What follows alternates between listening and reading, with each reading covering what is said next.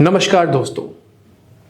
अगर भारत में एक ही कॉलेज को रेगुलेट करने के लिए 3 से 4 रेगुलेटरी बॉडीज हो तो क्या एजुकेशन सिस्टम स्मूथ चल पाएगा? और इन्हीं 3-4 बॉडीज को अगर हटाकर एक नेशनल बॉडी हम लोग कॉन्स्टिट्यूट करते हैं तो क्या एजुकेशन सिस्टम बेहतर हो पाएगा? इसी विषय में आजकल चर्चा में है विकसित भारत शिक्षा अधिष्ठान बिल। ये इसी टाइप के नेशनल अथॉरिटी को कॉन्स्टिट्यूट करने के लिए बनाया गया है। ये एक प्रस्ताव है। आइए देखते हैं इस वीडियो में कि ये क्यों लाया गया है, क्या इसमें प्रोविजंस हैं और इसकी वजह से क्या बदलाव आएगा। इसके थ्रू ये भी जानेंगे कि ये डिबेट में अभी क्यों है। ठीक है, तो पहले जान लेते हैं कि विकसित भारत अधिष्ठान बिल 2025 ये एक बहुत बड़ा रिफॉर्म है एजुकेशन सेक्टर में और हायर एजुकेशन सिस्टम में। ठीक है, इसमें क्या कर रहे हैं कि हम लोग जितने भी बॉडीज हैं जो रेगुलेट करते हैं एजुकेशन सेक्टर को, यानी जैसे यूनिवर्सिटी ग्रांट्स कमीशन, जैसे आपका AICTE है जो all India council for technical education and national council for teacher education into single comprehensive commission, मतलब कि एक नेशनल अथॉरिटी बनाई जाएगी। इतने सारे रेगुलेटरी बॉडीज अब यूनिवर्सिटीज के लिए नहीं रेगुलेट कर पाएंगे। ठीक है, अब इसमें जान लेते हैं इस बिल में जो प्रस्ताव रखा गया है वो है 3 पिलर्स फॉर न्यू कमीशन। उनके डिफाइंड रोल्स होंगे जिससे कि ये अलाइन भी होता है जो इंटरनेशनल प्रैक्टिस है, जो हम लोग एक डेवलप्ड कंट्रीज में एजुकेशन सिस्टम को देखते हैं तो उस इंटरनेशनल बॉडीज में ऐसा देखा गया है कि ये सारे जो फंक्शंस हैं जैसे रेगुलेटरी फंक्शन, स्टैंडर्ड्स फंक्शन, ये सब अलग अलग बॉडीज को डेजिग्नेट किया जाता है। ठीक है, तो ये जो प्रस्ताव रखा गया है वो है कि 3 काउंसिल्स अलग अलग हम लोग बना देंगे और एक जैसे रेगुलेटरी काउंसिल, एक स्टैंडर्ड्स काउंसिल और एक्रेडिशन काउंसिल। प्रस्ताव में ये रखा गया है कि रेगुलेटरी काउंसिल जो होगी वो रूल्स एंड रोल्स डिफाइन करेगी। जितने भी रेगुलेशंस हैं वो ये काउंसिल डिफाइन करेगी। और दूसरी बात, हालांकि इसमें ये रखा गया है कि जो फंडिंग मैकेनिज्म होता था, जो यूनिवर्सिटी ग्रांट्स कमीशन पहले करती थी, रेगुलेशन और फंडिंग का दोनों का काम करती थी, अब उससे इसको हटा दिया जाएगा। मतलब जो फंडिंग मैकेनिज्म है अब वो इसके फंक्शंस में नहीं आएगा, बस रोल्स एंड रूल्स ये सारी चीजें बताया जाएगा। ठीक है, लेकिन इस रेगुलेटरी काउंसिल के पास अपने पेनल्टीज इंपोज करने का ताकत है।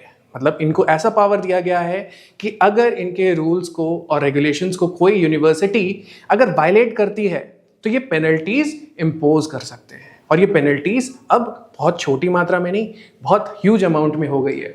आप यहाँ पढ़ पाएंगे, imposing penalties ranging from 10 lakh to 2 crores, significant highly from the current 1000 rupees limit. दूसरा काउंसिल जो बनाया गया है वो है स्टैंडर्ड्स काउंसिल। स्टैंडर्ड्स काउंसिल क्या है?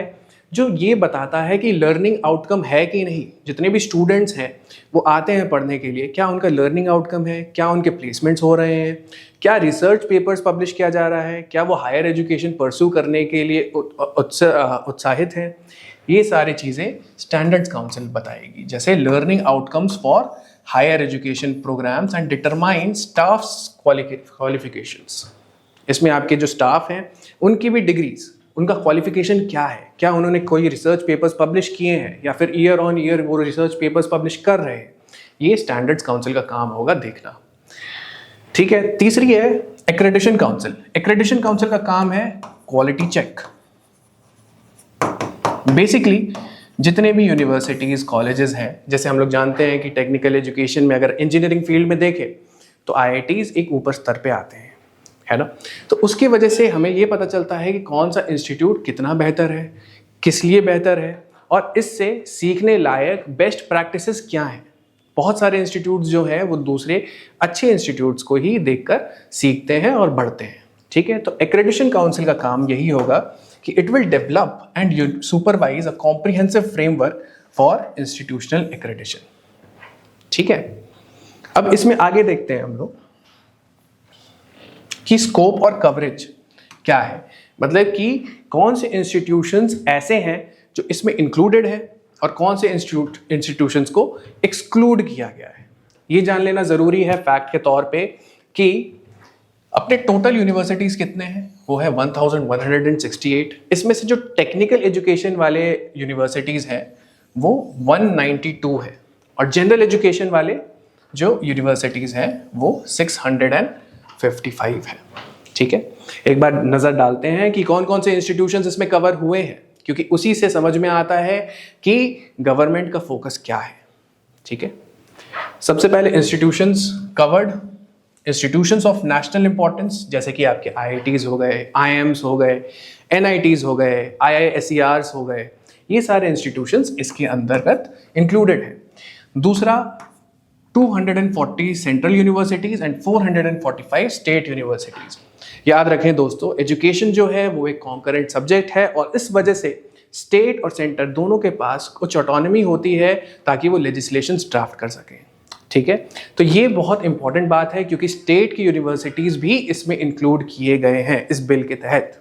ठीक है, फिर private universities 473 private universities and deemed to be universities, ये भी।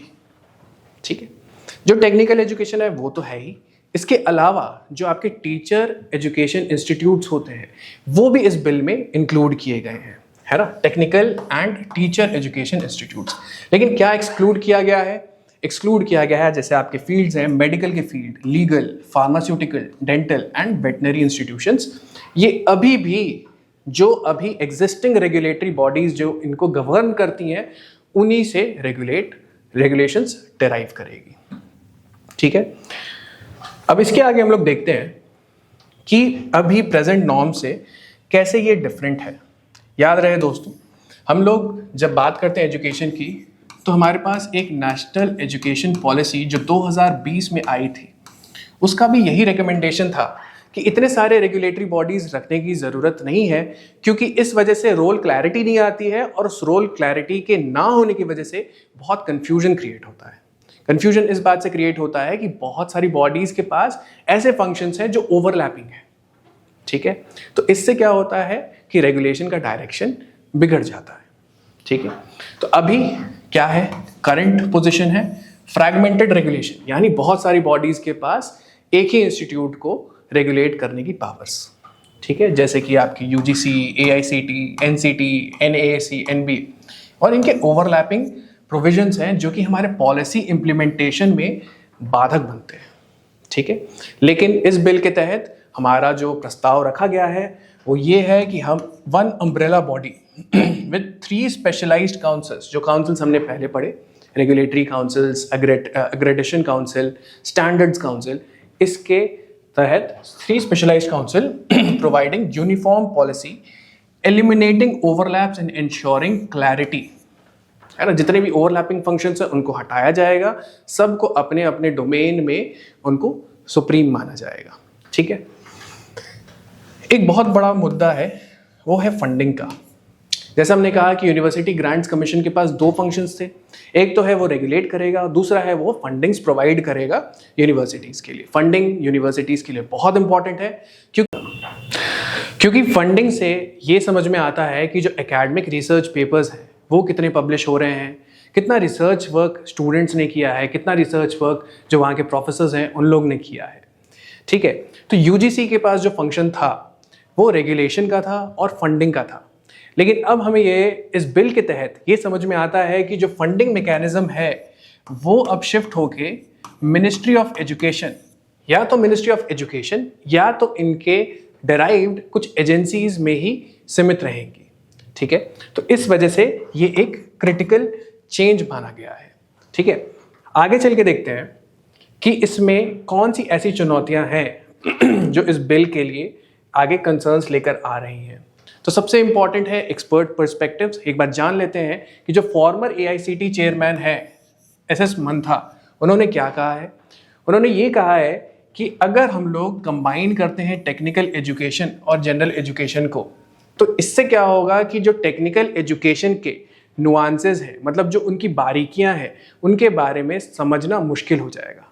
मतलब it will be like a one size fits all policy. तो इसकी वजह से क्या होता है कि जो टेक्निकल एजुकेशन है वो डाइल्यूट डाउन हो जाता है और वो जनरल एजुकेशन की तरह ही रेगुलेटरी बॉडीज द्वारा रेगुलेट होता है। ठीक है, दूसरी चीज है कि हम लोग एक बार जान लेते हैं कि क्या इसके पीछे कुछ इतिहास है, क्या हमने पहले भी ऐसा कुछ करने का कोशिश करी थी। तो ऐसा जानने में समझ में आता है कि 2011 में higher education and research bill था, जिसको हम लोग ने 2014 में विड्रॉ कर लिया था, क्योंकि इसमें ऐसे बात करी गई थी कि एक्सेसिव सेंट्रलाइजेशन है, मतलब बहुत ज़्यादा जो फेडरल बैलेंस है वो सेंटर की तरफ टिल्टेड है। ठीक है, तो ये सेंट्रलाइजेशन की वजह से इसको विड्रॉ कर लिया गया था। 2018 में भी ये ड्राफ्ट बिल बनाया गया था, लेकिन वो भी एक स्टेज के बाद, कंसल्टेशन स्टेज के बाद आगे नहीं बढ़ पाया। करंट कंसर्न्स क्या हैं? जो जितने भी अपोजिशन के मेंबर्स हैं वो दो मुद्दों पे बात कर रहे हैं। एक है कि एक्सेस सेंट्रलाइजेशन, मतलब कि ये जो फेडरल बैलेंस को है वो सेंटर की तरफ टिल्ट कर दे रहा है, और दूसरी जो है वो है ऑटोनॉमी, मतलब यूनिवर्सिटी के पास जो ऑटोनॉमी है वो कितनी रह जाती है। क्योंकि अगर यूनिवर्सिटी के पास ऑटोनॉमी रहती है तो वो अपना कोर्स करिकुलम डिसाइड कर सकते हैं, टीचर्स के अपॉइंटमेंट को डिसाइड कर सकते हैं, प्रोफेसर्स के रिसर्च पेपर्स को डिसाइड कर सकते हैं, और ऐसी ऑटोनॉमी होना एक ज़रूरतमंद कैरेक्टरिस्टिक होता है अच्छे इंस्टीट्यूशन का। ठीक है, तो यही सारे जो कंसर्न्स हैं वो इस बिल के लिए एक चैलेंज क्रिएट कर रहे हैं, और इसी वजह से एक जॉइंट पार्लियामेंट्री कमेटी को कॉन्स्टिट्यूट किया गया है ताकि ये सारे कंसर्न्स को एड्रेस किया जाए। तो ये थी जानकारी VBSA से related. Thank you so much.